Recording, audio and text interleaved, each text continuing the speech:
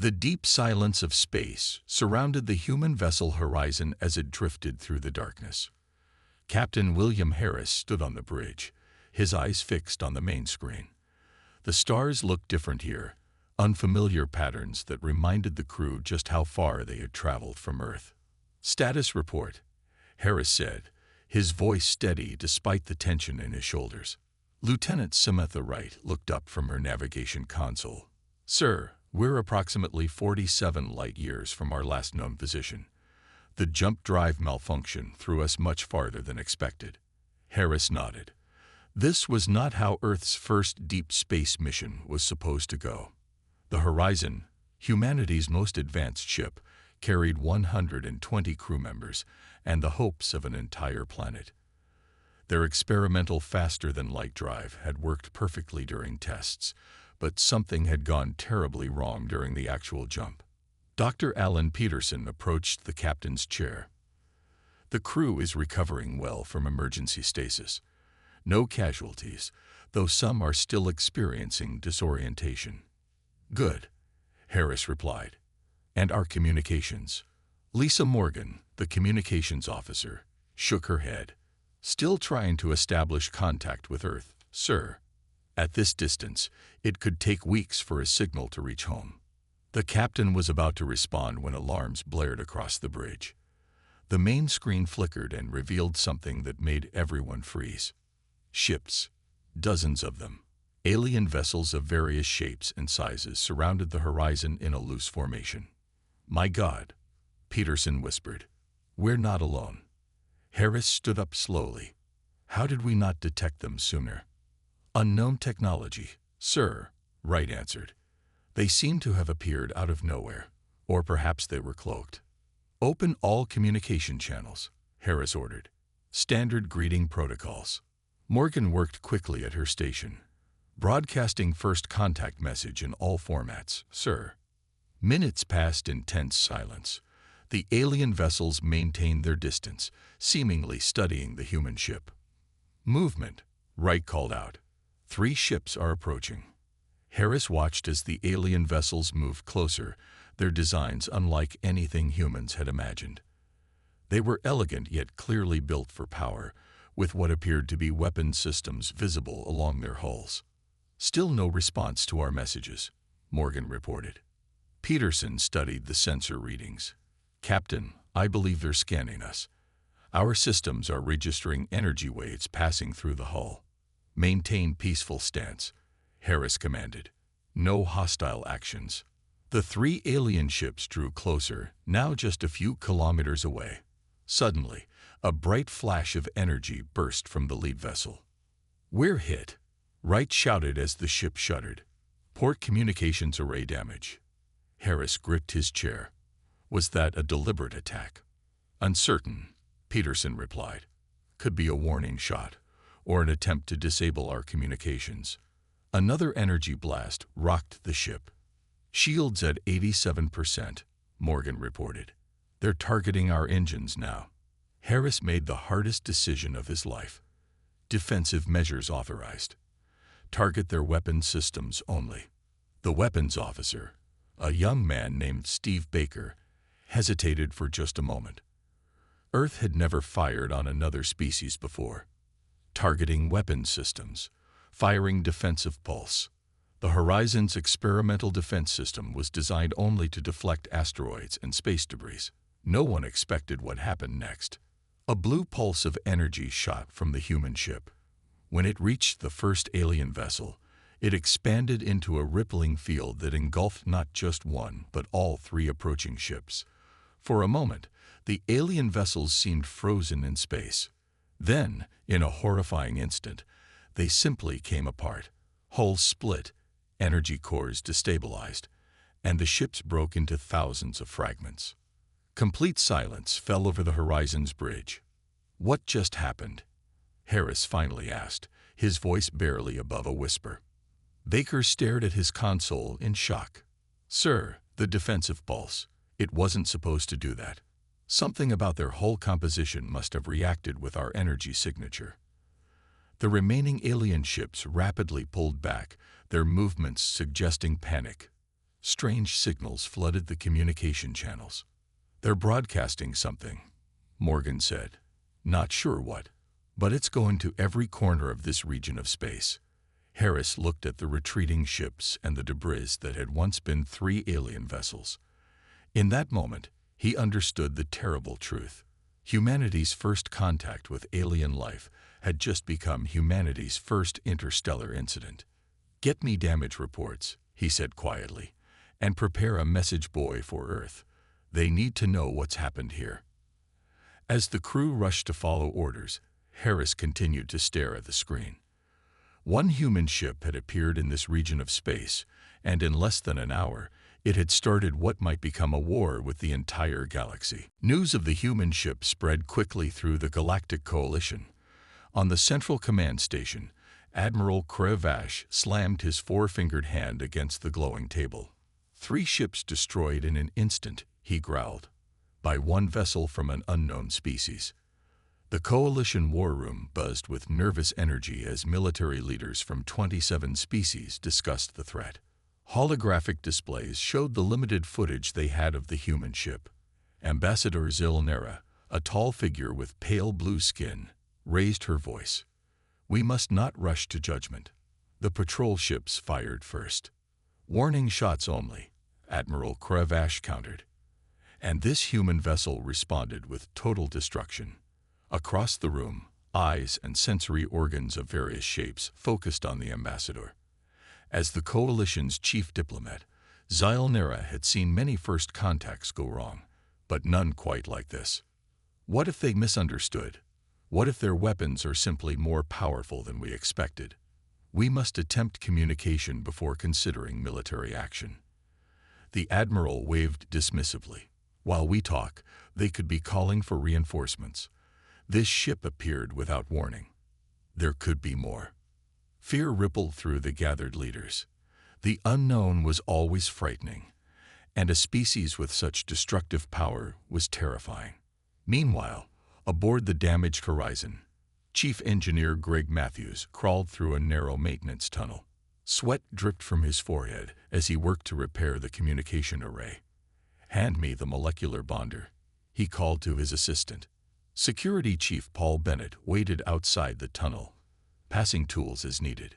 His mind was elsewhere, reviewing the sensor logs from the encounter. "Greg, I've been looking at the weapons data.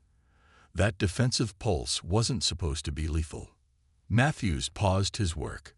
"What do you mean?" "The system was calibrated for asteroid deflection. But something about the alien ships, their hull material must have interacted with our energy signature. It amplified the effect exponentially." In the bridge, Captain Harris studied the alien ships that continued to watch them from a distance. More had arrived in the past few hours, forming a loose blockade. "They think we're monsters," he said quietly. Lieutenant Wright nodded. "From their perspective, we destroyed 3 ships without warning. We need to show them it was a mistake," Harris said. "Lisa, how are the repairs to the communication array coming?" Communications Officer Morgan checked her console. "Matthews reports another 30 minutes. But even then, we don't speak their language." Dr. Peterson had been working on that problem. "Captain, I've been analyzing the signals they've been broadcasting. There are patterns we might be able to decode. Basic mathematical sequences that could form the foundation of communication." Across space at the Coalition station, debate had turned into action. Admiral Cravash had convinced enough leaders to prepare a response force. "We will approach with 50 vessels," he explained. "Enough firepower to ensure the humans understand we are not to be trifled with." Ambassador Zil Nera made one last plea. "Give me time to attempt diplomatic contact." "You have 12 hours, the Admiral said. "Not 1 minute more." Back on the horizon, Engineer Matthews finally emerged from the maintenance tunnel, his face smeared with grease. "Communication array is back online, but at reduced power." Captain Harris wasted no time. "Begin broadcasting on all frequencies. Simple messages, mathematical sequences, anything that might communicate peaceful intentions." The message went out, repeating in various formats. Prime numbers, simple pictures, and basic physics equations, universal concepts they hoped would transcend language barriers. On the Coalition command ship, an officer approached Ambassador Zyle Nera. "We're receiving a transmission from the human vessel." Hope flickered in the ambassador's eyes. "What does it say?" "It appears to be mathematical sequences, similar to our first contact protocols." For the first time since the incident, Zylnera smiled. "They're trying to communicate. They're not preparing for war." But Admiral Cravash remained unmoved. "Or they're stalling while they prepare something else. Continue battle preparations." As coalition ships formed into attack formation, Captain Harris watched with growing concern. "They're not responding to our messages," Morgan reported. "But they're definitely organizing into some kind of formation." Security Chief Bennett stood beside the captain. "Looks military to me, sir." Harris nodded grimly. "Continue broadcasting. And prepare the crew. If diplomacy fails, we need to be ready." The human ship and the coalition fleet faced each other across the void of space. One simple misunderstanding had brought them to the brink of war, and time was running out to prevent it. Dr. Olivia Taylor had not signed up for this. As the Horizon's cultural anthropologist, she had expected to study alien artifacts, not try to prevent an interstellar war. Yet here she was, working alongside Junior Ambassador Mira Collins to create a message that might save them all. "Try including visual representations of peace," Collins suggested. Her diplomatic training was finally being put to use, though not in the way she had imagined when she boarded the Horizon for her first assignment. Taylor nodded. "Simple images first. Sharing food, lowering weapons, that sort of thing." On the bridge, communications specialist Eric Johnson monitored alien transmissions. His eyes widened as he decoded a pattern. "Captain, I think I've intercepted something important," Johnson called out. "The alien fleet is discussing attack formations. Based on timing and signal patterns, they're planning something within 12 hours. Captain Harris frowned. "Our messages aren't getting through, or they don't believe us." Harris gathered his senior officers. Time was running out, and they needed a bold move. "We need to send someone to speak with them directly." The officers exchanged worried glances. "You mean like an emissary?" Dr. Peterson asked. "Exactly. Someone in one of our shuttles, approaching under clearly peaceful conditions." Junior Ambassador Collins stepped forward. "That should be me, Captain. I'm trained for first contact scenarios." Harris hesitated. Sending anyone was risky, but Collins was right. She was their best option. Meanwhile, on the Coalition command ship, General Drentox reviewed the final attack plans. Unlike Admiral Cravash, who merely wanted to capture the human vessel, Drentox saw an opportunity for glory. "We'll disable their engines first," he explained to his strike team. "Then board through these access points." Ambassador Zylnera entered the war room, frustration evident in her posture. "You're making a mistake, General. These humans continue to broadcast what appear to be peace messages. Or they're trying to distract us," Drentox replied. An officer interrupted them. "General, Ambassador, the human ship has launched a small vessel." On view screens throughout the command ship, they watched a tiny shuttle emerge from the horizon. "Weapons lock on the shuttle," Drentox ordered. "Wait," Zylnera shouted. "It's broadcasting on all frequencies. This could be a diplomatic approach." Inside the shuttle, Ambassador Collins sat alone at the controls. Her heart pounded as she flew toward the massive alien fleet. The shuttle was unarmed, its power systems running at minimum to appear non-threatening. "This is Ambassador Mira Collins of Earth Vessel Horizon," she broadcast repeatedly. "We come in peace and regret the misunderstanding that led to loss of life. We request dialogue." Her message played in every format Dr. Taylor and Eric Johnson had been able to devise: audio, visual symbols, mathematical sequences, and simple animations showing humans and imagined aliens meeting peacefully. On the Coalition command ship, weapons officers awaited final orders. "Target locked," one reported. General Drentox raised his hand, ready to give the fire command. Ambassador Zell, Nera held her breath. A communications officer spoke up. The shuttle is transmitting recognition codes matching our own diplomatic protocols. Zell Nera turned to Drentox. They've studied our signals and figured out our diplomatic codes. That's not the action of an aggressor. After a tense moment, Drentox lowered his hand. Hold fire, but maintain target lock. The Coalition Council convened urgently as the human shuttle was escorted to a docking bay. Security teams lined the arrival area, weapons ready. Ambassador Collins stepped out, alone and unarmed. She wore a simple uniform with a clear symbol of Earth, a blue and green circle on her shoulder. "I represent humanity," she said clearly, hoping their translation efforts would help. "The destruction of your vessels was a tragic accident. Our defensive system reacted unexpectedly to your ship materials. We seek peaceful resolution." Some council members seemed moved by her courage. Others remained suspicious. If this was truly an accident, Admiral Cravash said, then why does your ship possess such destructive capability? "Our weapons were designed for asteroid defense," Collins explained. "We never intended harm." The council debated while Collins waited.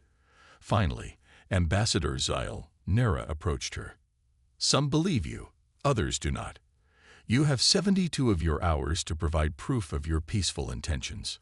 Back on the horizon, Captain Harris received the news with mixed emotions. 72 hours. Not much time to convince an entire galactic civilization we're not monsters. Dr. Taylor looked thoughtful. "But it's a start, Captain. It's a start." Kevin Rodriguez stared at his screen until his eyes burned. As the Horizon's security analyst, he had been reviewing the recordings of their first encounter with the alien ships for the past 18 hours. "Something isn't right," he muttered. The initial attack had been called a warning shot by Coalition forces, but as Rodriguez slowed down the footage and enhanced it, he noticed something odd.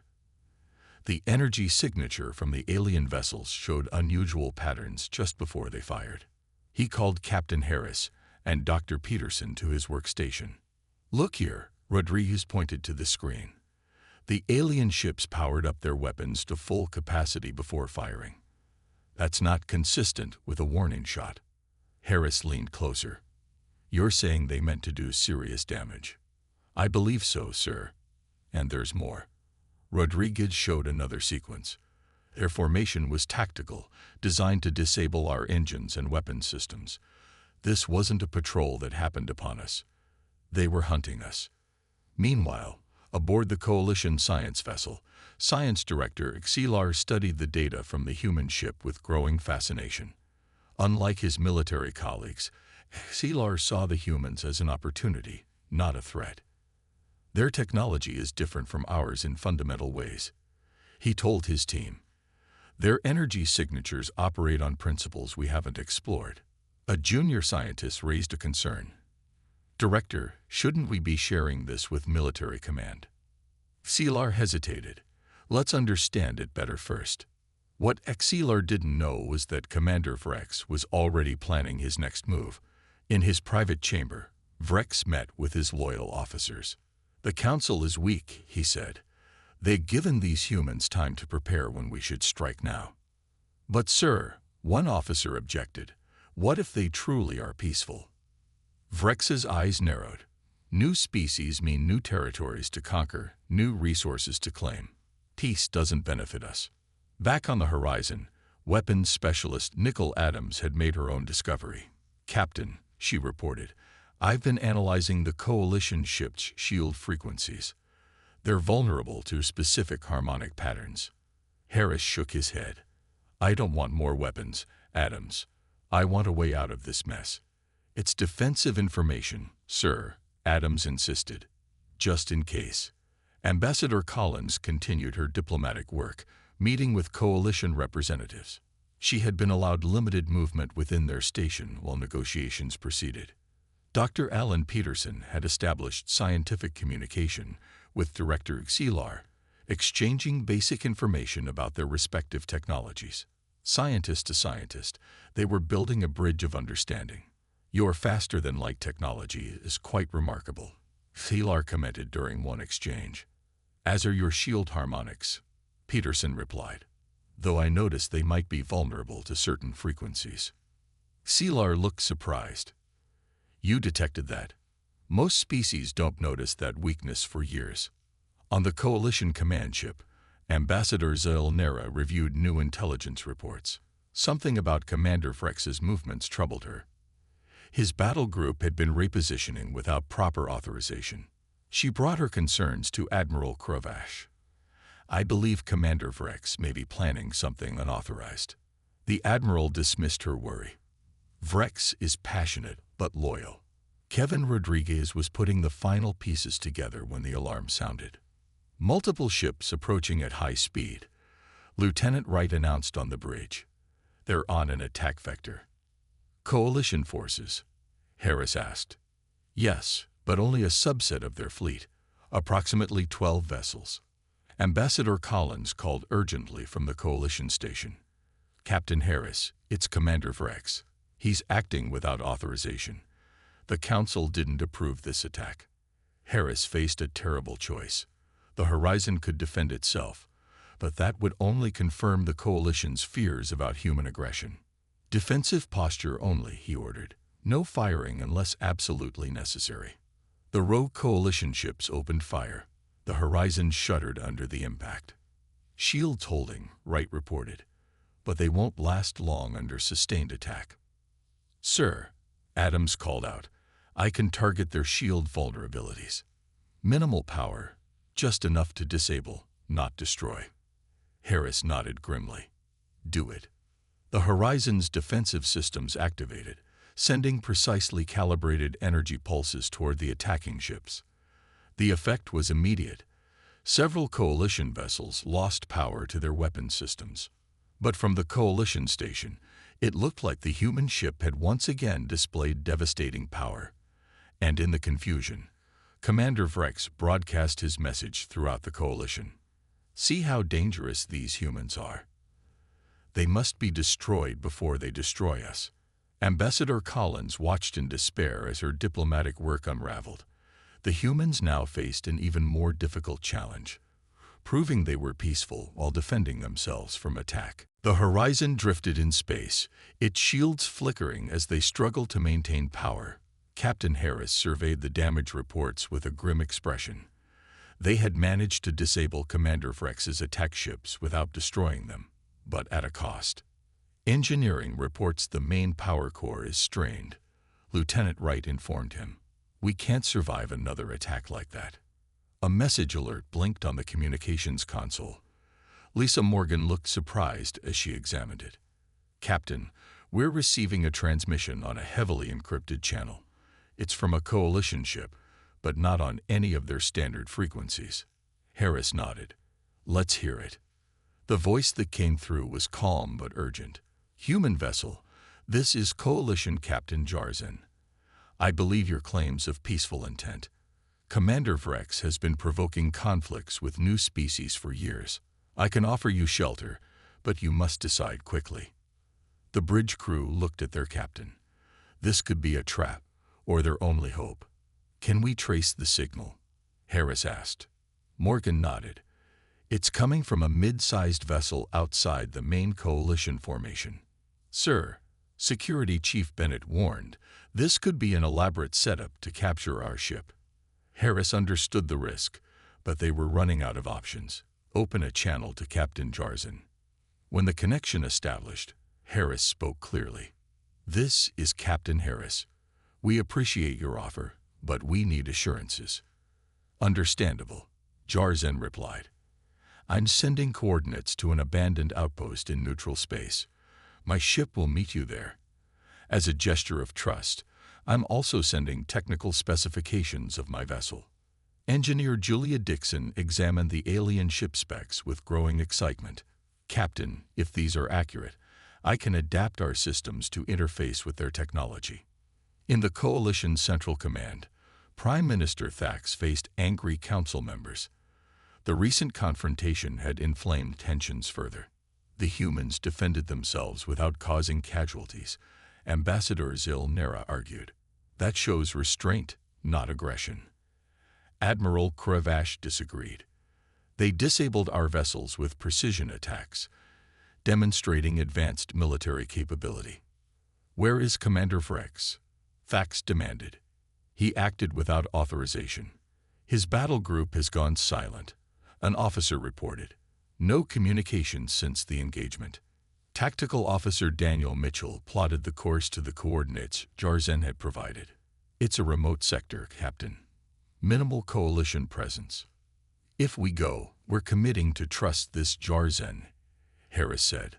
Opinions? Dr. Peterson spoke first. My communications with Director Xelar suggest there are factions within the coalition. Some genuinely want peaceful contact. And Rodriguez's evidence shows the initial attack wasn't accidental. Wright added. There's clearly more happening here than simple misunderstanding.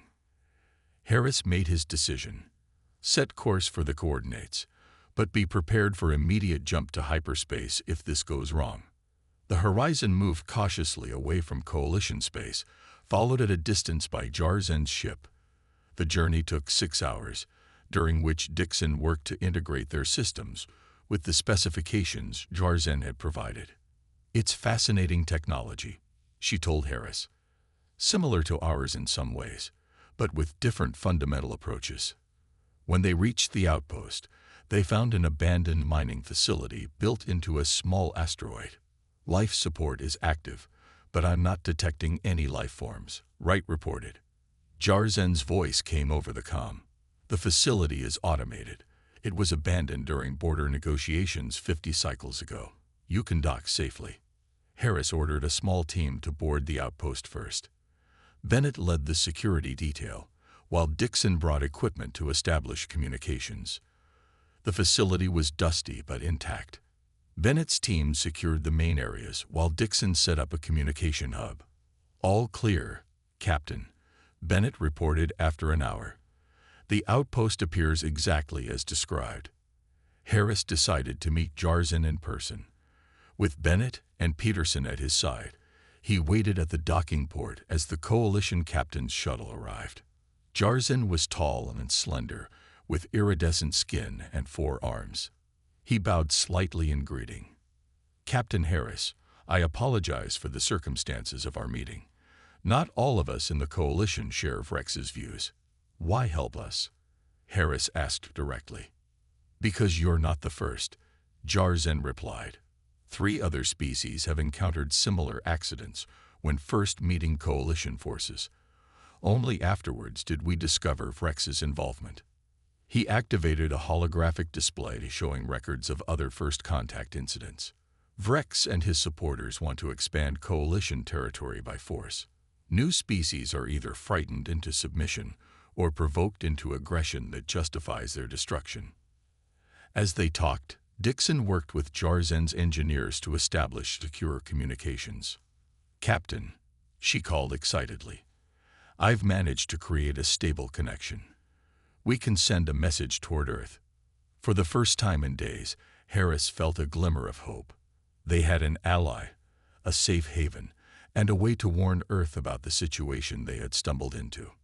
But his relief was short-lived. Alarms blared throughout the outpost. Multiple ships approaching. Wright's voice came through the comm. It's Vrex. He's found us. Lieutenant Ryan Foster had never expected to become a spy. As the Horizon's intelligence officer, his job was analyzing data, not infiltrating alien networks. Yet here he was, deep in the outpost communication center, using access codes provided by Captain Jarzen to hack into Coalition information systems. How's it going? Captain Harris asked, his voice tense as alarms continued to blare throughout the outpost. Almost there, Foster replied, fingers flying across the interface. Jarzen's codes are working. I'm accessing their secure military channels now. Outside, Vrex's ships formed a blockade around the outpost. There was no escape without a fight. They're hailing us, Communications Officer Morgan reported. Harris nodded. Put them through. Commander Vrex's face appeared on the main screen. His expression was smug, almost triumphant. "Captain Harris, how convenient to find you conspiring with a known traitor to the Coalition."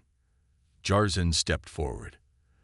"The only traitor here is you, Vrex. We know what you've been doing." Vrex laughed. "You have no proof. And soon, you'll have no lives." The transmission cut off abruptly. "They're powering weapons," Lieutenant Wright warned. In another part of the outpost, Dr. Monica White had set up a makeshift medical bay. Several injured Coalition crew members from Jarzen's ship were under her care. "Your bone structure is fascinating," she told one patient as she applied a regenerative bandage. "But fortunately, your healing process is similar enough to ours that these treatments are effective." The injured alien looked surprised. "You would help us even though we are not your kind." "Of course," White replied. "That's what doctors do." Meanwhile, on the Coalition's Central Command Station, Intelligence Director Melmac had noticed unusual communications from Vrex's battle group. For months, she had suspected Vrex of illegal activities, but lacked evidence. When reports came in about the confrontation at the abandoned outpost, she decided to act. She approached Prime Minister Thax directly. "Sir, I have reason to believe Commander Vrex is violating Coalition protocols. His ships are engaged in unauthorized combat operations." Thax looked troubled. "Do you have proof?" "Not yet," Melmac admitted, "but I request permission to investigate fully." Back at the outpost, the first shots from Vrex's ships rocked the structure. The shields held, but they wouldn't last long. "They're targeting our docking ports," Jarzen observed. "They want to board us." Harris turned to weapons specialist Adams. "What are our options?" "We can use the precision targeting we developed earlier," she suggested. "Disable their weapons without destroying their ships." Harris nodded. "Do it. Lieutenant Foster, how close are you?" Foster looked up from his console, his eyes bright with excitement. "I found it, Captain. Recorded orders from Vrex to the patrol ships that first encountered us. He specifically commanded them to provoke us into firing." "Can you broadcast this to the Coalition?" "Not from here," Foster said. "The signal isn't strong enough. But if we could reach Coalition Media Director Harazin, she controls the information networks. One message from her station would reach everyone." Jarzen looked impressed. "You've learned much about our society in a short time."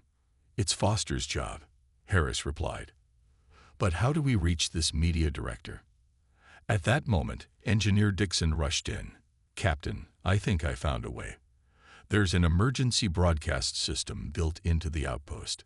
It was designed to reach the entire sector in case of mining disasters." Another blast shook the station harder. Parts of the ceiling came loose. "Shields at 30%, Wright reported over the comm. "We can't take much more of this." The Horizon fired its defensive weapons, carefully targeting the weapon systems on Vrex's ships. 2 were disabled immediately, but the others adjusted their shields. "They're adapting," Adams warned. In the Coalition Central Command, Intelligence Director Melmac watched the battle through long-range sensors. Something about the human ship's tactics caught her attention. "They're only targeting weapon systems," she noted to her assistant. "No attempt to destroy the ships themselves." The assistant looked confused. "But if they're as aggressive as Vrex claims?" "Exactly," Melmac said. "Monitor this closely." Foster and Dixon worked frantically to activate the emergency broadcast system. It was old technology, but still functional. "We need to boost the signal," Dixon said. "The Horizon's communication array could do it if we link it to the outpost's transmitter." As they worked, Dr. White continued treating the injured. One of them, a Coalition communications expert, offered to help. "I can optimize the frequency to bypass regular security protocols," he said. "It will reach Media Director Harazin directly." At the same time, Vrex's forces breached the outer defenses. Security Chief Bennett organized the defense, positioning crew members at key junctions. "Hold them at the main airlocks," he ordered. "We just need to buy enough time." Foster finally had everything ready. Broadcast system online. Signal boosted. We're ready to transmit. Harris looked at the evidence they had gathered. Vrex's secret orders, records of previous false flag operations, everything. Send it, he ordered. Send it all. As Foster hit the transmit button, Vrex's troops burst through the main door. Bennett's team opened fire, using stun settings only. The battle for the outpost had begun, even as the truth about Vrex's conspiracy raced toward the coalition capital. Jack Nelson, the Horizon's chief communications officer, crouched behind a fallen beam as energy blasts flew overhead. The battle for the outpost had been raging for 20 minutes, with Vrex's forces pushing steadily inward. "We need to hold the communications hub," Nelson shouted to the security team. If they cut the transmission before it's complete, all this was for nothing. In the coalition capital, media director Hera Zinn was reviewing the day's broadcasts when her private channel activated unexpectedly. Data began flowing into her system: logs, recordings, and command sequences. At first, she was alarmed. Then, as she examined the content, her expression changed to one of shock. "Get me Admiral Zaltor," she commanded her assistant. Immediately. Admiral Zaltor had served the coalition for 40 years.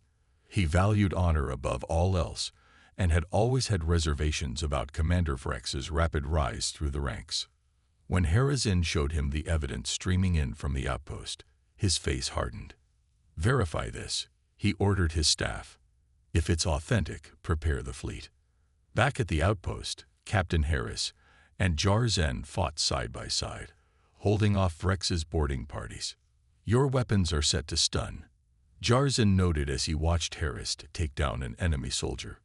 "Even now, you avoid killing." Harris nodded grimly. "We didn't come all this way to start a war." In another corridor, Security Chief Bennett led a counterattack to retake the main docking bay. His team moved with precision, disabling opponents without lethal force whenever possible. Andrea Cooper, the Horizon's diplomatic liaison, had joined Foster at the communications hub. Her job was to explain the evidence they were broadcasting, adding context that coalition citizens would understand. "This recording shows Commander Vrex ordering the patrol ships to provoke the Horizon," she narrated. "And these logs show similar incidents with 3 other species who encountered the coalition for the first time." On coalition worlds across the sector, citizens watched in growing anger as the truth about Vrex was revealed. The commander had been engineering conflicts to justify military expansion, sacrificing innocent lives for his ambition. In the Coalition Council chamber, Admiral Zaltor addressed the assembled leaders. "The evidence has been verified. Commander Vrex has violated our most sacred principles and endangered the coalition. I request emergency authority to intervene." Prime Minister Thax granted the request without hesitation. "End this, Admiral." Admiral Zaltor's fleet jumped to hyperspace, racing toward the outpost. He opened a channel to all coalition vessels in the sector. "This is Admiral Zaltor. Commander Vrex is relieved of duty.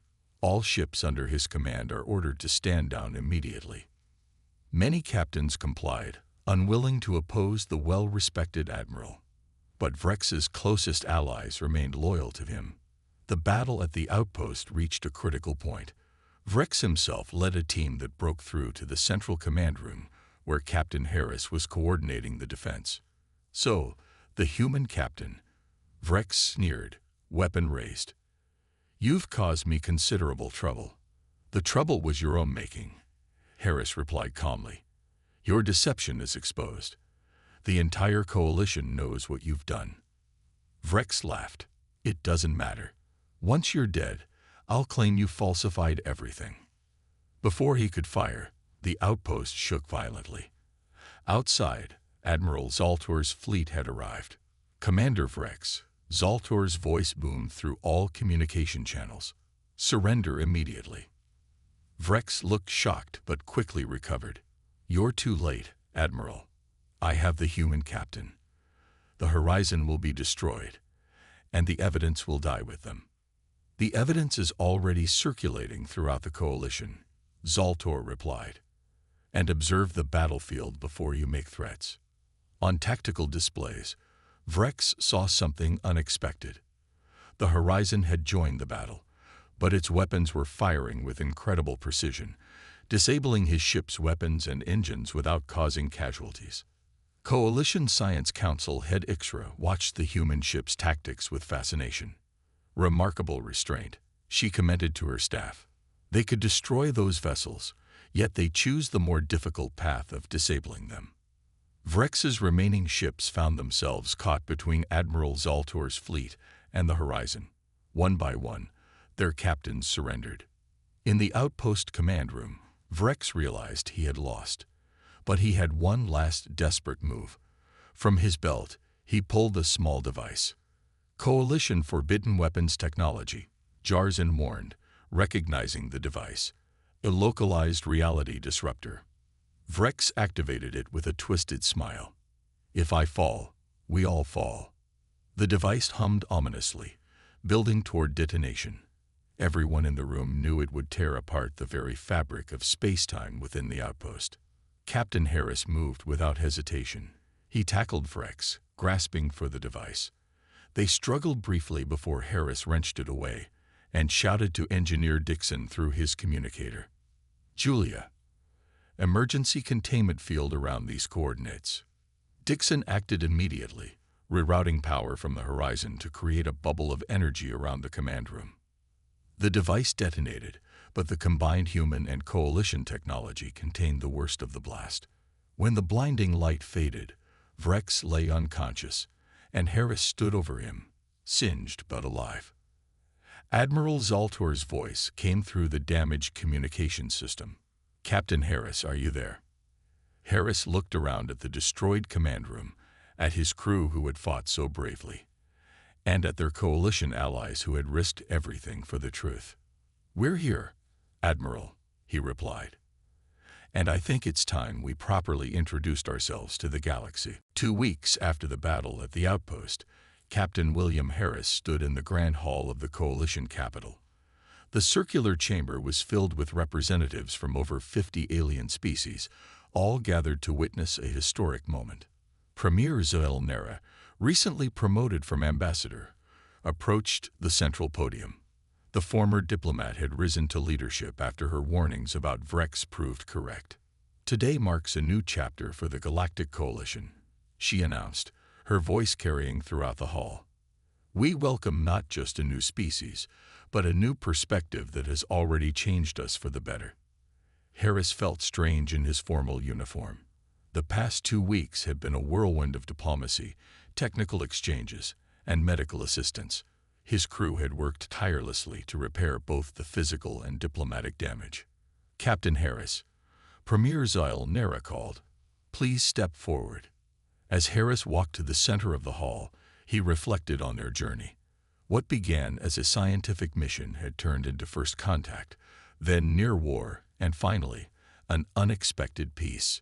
Your actions revealed corruption within our ranks, the Premier continued. Your restraint in battle demonstrated values we had begun to forget. Today, we formally recognize humanity as friends of the Coalition. She handed Harris a small crystal sphere that glowed with inner light. This contains the coordinates and access codes for Coalition space. Your people are welcome among the stars. Harris accepted the gift with a bow. On behalf of Earth, I thank you. We came seeking knowledge and friendship. Despite our difficult beginning, I believe we found both. In orbit above the Coalition capital, Engineer Karen Russell supervised the installation of new technology on the Horizon. Coalition engineers watched in fascination as she integrated their systems with human designs. The power efficiency is remarkable, one alien engineer commented. We never considered this approach. Russell smiled. That's the beauty of different perspectives. We solved the same problems in different ways.